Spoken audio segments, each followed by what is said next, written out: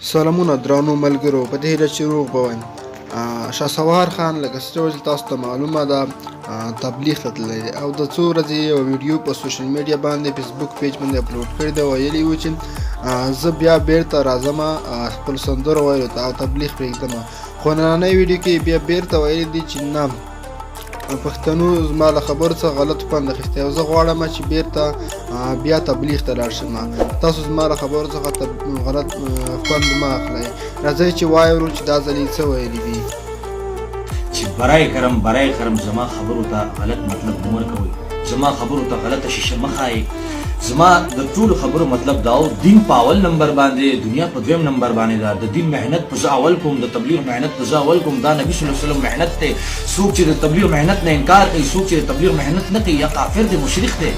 زه د تبلیغ محنت سره ډېر مینه کوم، محبت کوم. زه بیا هم د تبلیغ محنت کوم او بیا به هم کوم. زما عرض صرف دا و چې زه د صوفیانه کلامونه وایم، د نعتونو په شکل کې به وایم. زه داسې رنګ وله ورکول غواړم، خو د بعضو ملګرو، د بعضو سوشل میډیا والا خلکو چې کوم دی خپل پیجونه مخ په وړاندې بوتلو دپاره غلطې خبرې، غلطې مسایل بیان کړل. زما هغه خبره مطلب دا و چې زما د بچو او زما چا تپوس ونه کړو چې صرف دومره اندازه تاسو ته وشي چې تاسو په دې خبرو چال شوئ چې په میرپور خاص کې په سند کې د تبلیغي جماعت کله غوږونه کټ کېدل، کله ژبې کټ کېدې، څومره بزرګان شهیدان شول، تاسو د هغوی کورونو ته تللي. زما د خبرې دغه یو مقصد دی چې تاسو د هغوی د بچو تپوس کړی دی، تاسو د هغوی ځوانانو تپوس کړی، تاسو د هغوی میندو خویندو تپوس کړی دی.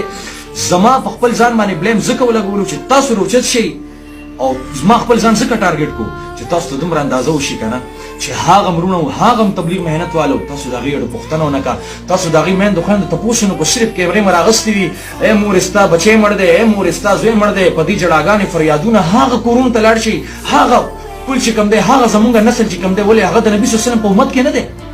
هغه تبلیغ دی، اصل تبلیغ دا دی، اصل محنت دا دی چې ته د هغوی کورونو ته لاړ شې، د هغوی په سر لاس راکاږې، هغوی سره ښېګړه مرسته وکړئ. ما سره مه کوئ ښېګړه مرسته، زه تاسو نه روپۍ نه غواړم، زه تاسو نه ډالر نه غواړم، ما ته هېڅ مه راکوئ.